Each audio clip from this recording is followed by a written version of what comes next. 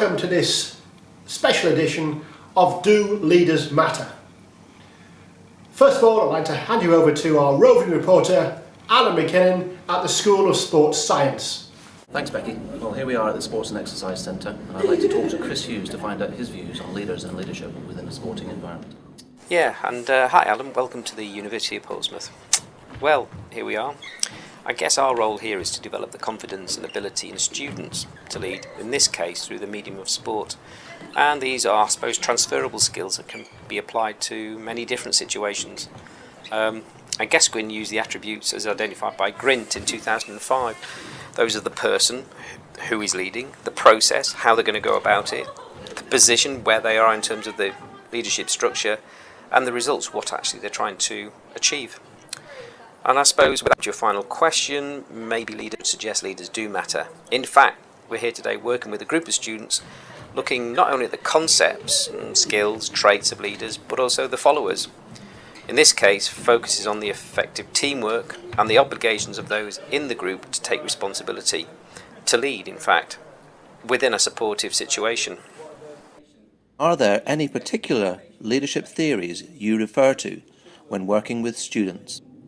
The work of Covey, who distinguished between transactional and transformational leadership, will see the transactional elements through the sort of short-term goals, the activity itself, the interrelations that happen between the student and the lead student, but hopefully also the transformational leadership, that being the student who we're trying to look at the longer-term goals, the human values, potential, and hopefully develop new talent. Sport is often seen as a fanatical and passionate activity for some.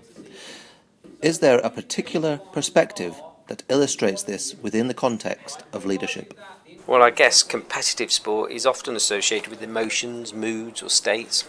In this respect, we can refer to it perhaps as emotional intelligence, as discussed by Goleman or Truscott and Wolfe.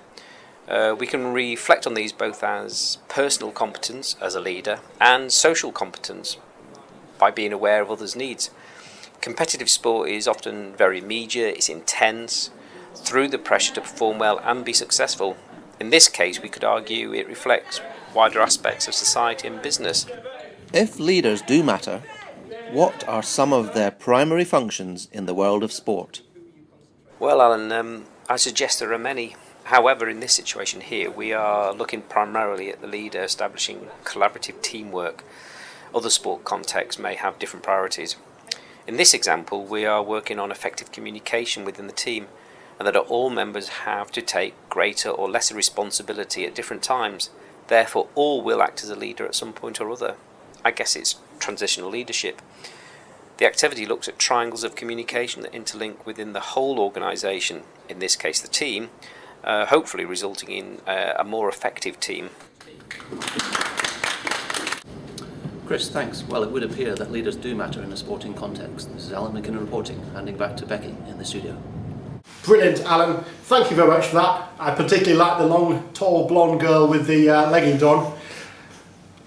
Does it make a difference to the fire service? Thanks, Becky. Here I am with Stuart Adamson, Group Manager of Hampshire Fire and Rescue Service, to find out if leaders really do matter in the fire service. Leadership is imperative in the fire service. In fact, the English Fire and Rescue Service has a learning and development strategy which is underpinned by leadership development. Fire Service College, which is our central college, has a centre for leadership and also developed a model called the Aspire Leadership Model. This model is underpinned by the Fire and Rescue Service core values and seeks to develop personal characteristics and attributes of Fire and Rescue Service personnel. Inclusion is probably one of our greatest strengths in the fire service. Everyone's included in everything, there's no real elite specialists. We see at the RTC the initial officer in charge doing a recce of the scene and leading those casualties that are involved. He has vision, he sets a plan, he has a number of contingency plans up his sleeve just in case one doesn't work. We always have a number of plans. He communicates that plans and the followers know and trust the leader. Trust seems to be a bit of a central issue. Without trust you can't lead, according to Coos and Posner. They state that creating a climate of trust delivers more positive decisions throughout. Are there differences in the way people lead depending on the situation? Very much so. We've got kind of two real workplaces, I guess. It's a strange mix. In one sense, we've got the traditional public sector environment, which Parry, Proctor and Thompson observed was very difficult to manoeuvre, lots of rules. And then we've got the other place, which is out on the fire grounds when we're responding to an incident. There's very little rules, and innovation is really the key to solving many problems and saving lives. I guess you could use Northhouse's definition of situational leadership as a really great model for us. We've got our leadership style very much depends on the situation which we're in, going from the daily routines of being on station out into a busy emergency fire ground. There is some elements of transactional leadership where we talk about on station people doing our daily routines, which are the kind of rules which we're governed with. However, come a call, there's a real need for that transformational leader. One which Podsakov describes as one that needs vision, promotes flexibility, adaptability and innovation in their followers. And this is a real key to the resolution of any incident. We can really see examples of this at a road traffic collision. The real principles of a road traffic collision are getting the safe scene and making sure no one else gets hurt, speed and liaison with other emergency services, because we can't do it all ourselves. So how do you know it works and leaders really do matter? As I mentioned, leadership plays a huge role. We try and breed transformational leaders to create an environment of learning, adapting and long-term change. This all goes in hand with organisational learning that Atwood, Morra and Kaplan have observed. We try and evaluate every time. We talk about things that have gone well, we talk about things that have gone badly. We talk about the ideas and the vision of the leader and others within the crew. This all helps to evaluate our performance and bring us together as a better team for next time. This is Alan McKinnon reporting from Hampshire Fire and Rescue. Back to Becky in the studio. And I can see there that the casualty has now been extricated and is on the way to QA Hospital. So over to me and Alan at QA Hospital. Thanks, Becky.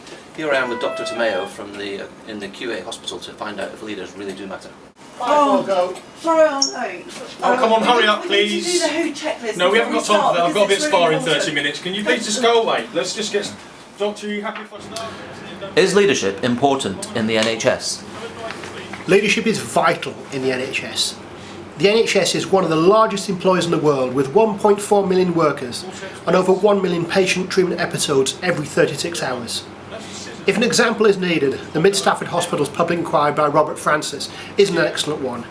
Mid Stafford Hospital was amply able to manage itself, yet the management at all levels was so focused on the short term that the wider strategic goals were lost. Its management machine worked well, but lacked direction and accountability. All the greats of leadership agree, whether it's Cotter or Porter, management is not leadership.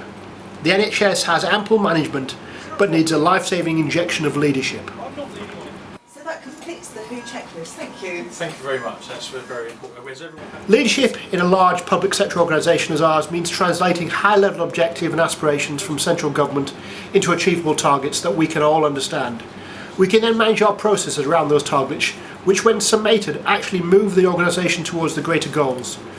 Leaders help us to believe that the daily work we do and the small gains we achieve actually do matter.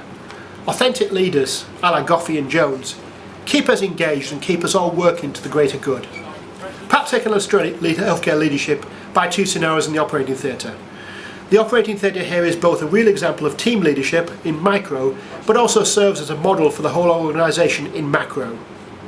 In the dysfunctional team, each member is competent in their own right, but they lack coordination with others, and some members, like the surgeon here, perceive themselves to be more important.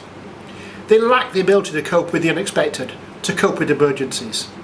In the functional theatre team, there is leadership. They have a slick look and feel, and can increase their capacity to treat more patients or cope with an emergency. Lastly, leadership in the NHS is about people. Leadership in any organisation is about people. Our staff are also our customers, that is our patients. They all want to work hard for the NHS. We're all stakeholders, but we need leaders to guide us. Thank you very much. Thanks, Doctor.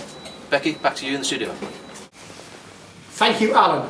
So we've seen three very different examples of leadership. Does leadership matter? You bet your arse it does. Thank you and good night.